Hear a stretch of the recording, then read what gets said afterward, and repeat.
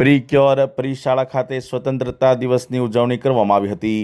સમગ્ર દેશમાં 80માં સ્વતંત્રતા દિવસની ઉજવણી કરવામાં આવેલ હોય આ દિવસે 1947ના વર્ષમાં ભારત દેશ બ્રિટિશ શાસનની ગુલામીમાંથી આઝાદ થયો હતો। 15મી ઓગસ્ટ 1947ના રોજ ભારતને સત્તાવાર રીતે સ્વતંત્રતા મળી તથા આ દિવસે લાંબા પરદેશી શાસન એટલે બ્રિટિશ શાસનનો અંત આવ્યો હતો।